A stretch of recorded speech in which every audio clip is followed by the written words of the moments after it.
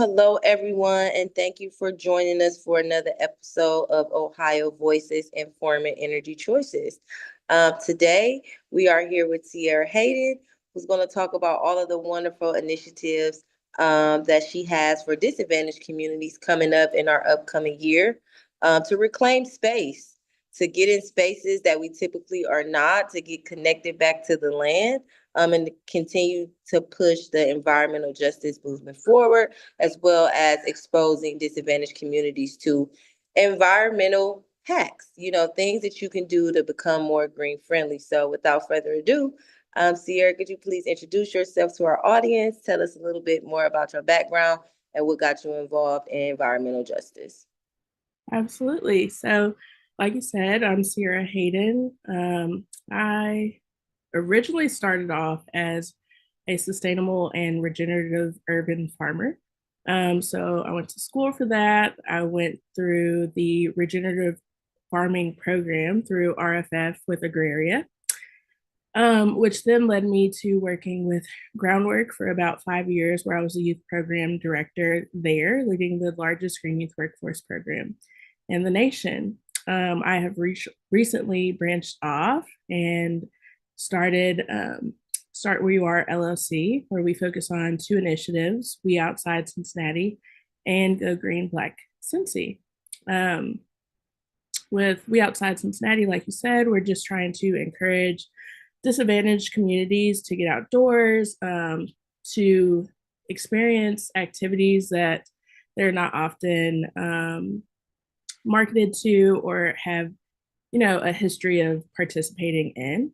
And then with Go Green Black Cincy, we are assisting Black business owners and BIPOC business owners and connecting with resources that can help their businesses go green while also saving money.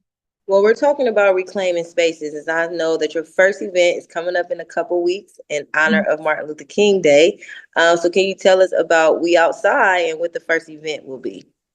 Yeah, absolutely. So on January 18th, we are actually hosting a group outing to Perfect North, where we will be celebrating Black Ski Week.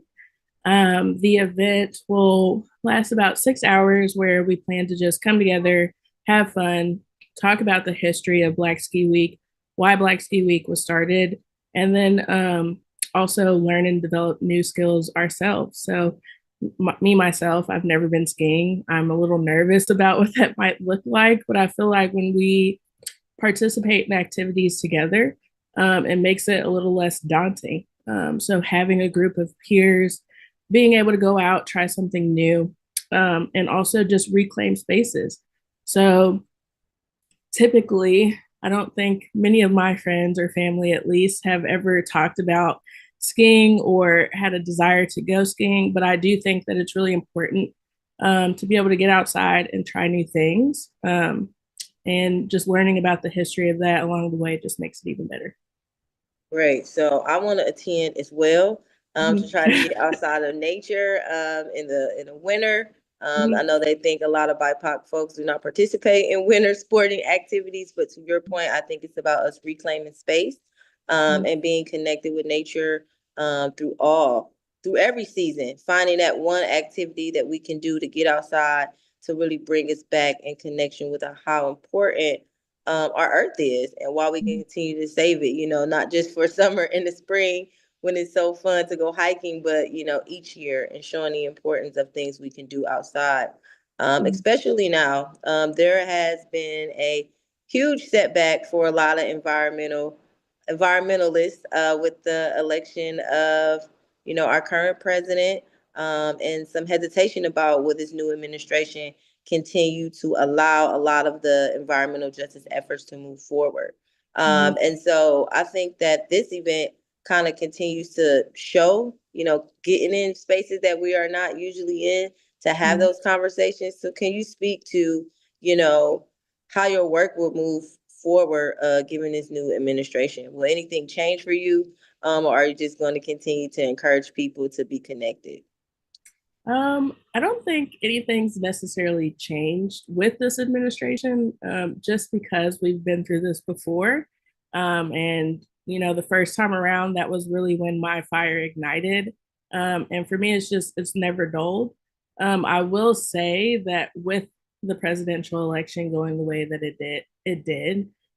That's what inspired me to come up with, the We Outside movement here in Cincinnati, just because I know that there are other people like myself and like you who want to build community in Cincinnati. There's movements around the nation where, people are connecting with each other, going on hikes, doing things outside, but we really don't have anything like that here. And I just wanted to lean into, hey, we're not alone in this. Like, it might be scary, things might change, but we have each other and we always have. So just being able to move forward, and to remember that even when things might feel a little daunting or scary, honestly, like, we have our community, and that is what has always gotten us through tough times. So I'm so happy that you brought that up and to continue to build community, and provide support spaces for the people who do this work day in and day out. As Black women, particularly in thinking about how, our series focuses on Ohio voices and how we're going to be informing energy choices that, affect us and everyone around us. So, speaking of energy, I know your second initiative is going to help a lot of BIPOC businesses with energy issues that they're having in their businesses. So can you speak to your second initiative that's going to help Black businesses? Absolutely. So, like I said, I've been in the environmental sphere for about 7 years now, and along the way, I have built mass connections, whether it be on a national scale or public um, public scale. Just I want to be able to use my network that I've developed and the folks that I've met along the way to be able to really bring those connections to a more local level. I've met people that are really interested in solar and have money to give away as far as getting people connected with solar. A lot of people just don't know that that's an option, or even why that they should consider things like solar for their businesses. Um, at the end of the day, it saves you money to go green.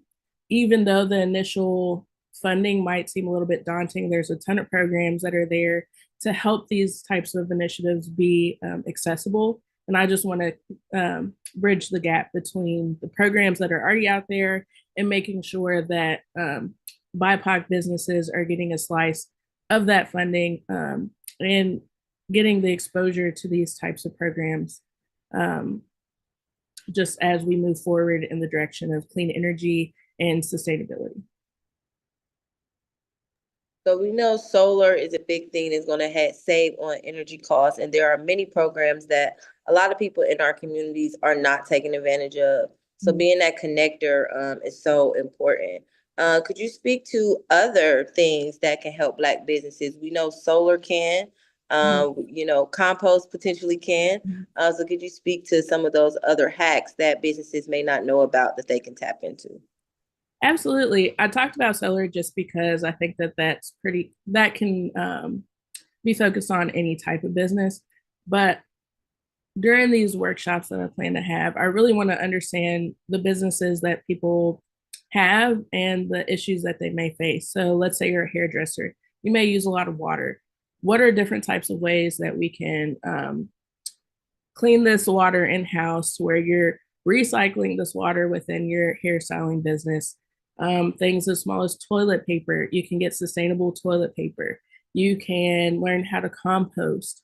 Maybe you've never recycled within your business. What does that look like? Who do you reach out to make sure that you can get your recycling picked up? So there's a ton of ways that your business can become more green or fully green, depending on how invested you are. And there's people within the city that have all of this information and want to give it away. I just want to make sure that I can connect you between those people within the city or the national government that have all of this information and these resources to make sure that no matter what your business may look like or what your sustainability goals may be, however small or large, you can have access to the education and also funding that is behind this. I think that it's so important that our smaller businesses understand that there are ways to go green. I Mhm. love your example of a hairdresser and thinking about the water usage and how they can reduce that. I know that is something that, has never been introduced to a lot of people who serve that industry. And that's a big part of the industry here in Cincinnati when we think about Black businesses, beauty, health and wellness, entertainment is a lot of the businesses that make up Black businesses here in Cincinnati and across the country Mhm. as well. Those small, local business owners that we want to continue to see be successful moving forward. Lastly, I want to tap a little bit around advocacy Mhm. because we can't leave without talking about advocacy. We know that a lot of these programs started, and we Mhm. want to continue to ensure that a lot of these programs are still around and that we're able to receive those funding Mhm. from the last administration. So, could you talk about advocacy strategy? What do you think should be priorities for us in Ohio? And what are you looking forward to the most with change around the environmental space? For sure. So I definitely think things like federal grants and federal funding um, are no longer going to be a priority. I've even heard and read talks of climate change and discussion of climate change not even being legal anymore. Things that are extreme and maybe not as really extreme realistically. However, like I said, leaning in on community and private funders to be able to continue these conversations, to be able to fund different types of programs and initiatives, and just being sure to be mindful of what's going on around you. Um, Even if things seem scary, I think that on a local level, we have always done this work and have continued this work, whether it be now or in the 1920s, when we were, farmers and advocacies for our local environment. Um, I think moving forward, it's just to, you know, do research. What's going on around your community? What types of things are concerning you, whether it be your business or where you live, and what you want to see moving forward. Your voice is powerful. My voice is powerful. Our voice as a collective is powerful.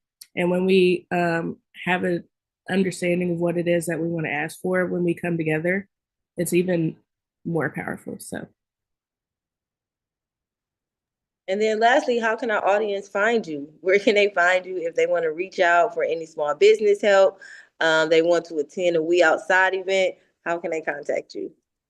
absolutely. So our website is swyaohio.com. We are also on Instagram, We Outside Cincinnati. We also have another Instagram, Go Green Black Cincy. And for Start Where You Are, it's SWYA Ohio. So we are definitely accessible. I often post about events that are coming up. We plan to have them monthly as well as workshops monthly. So if you would like to join our newsletter, just go to our website, swyaohio.com, and definitely join.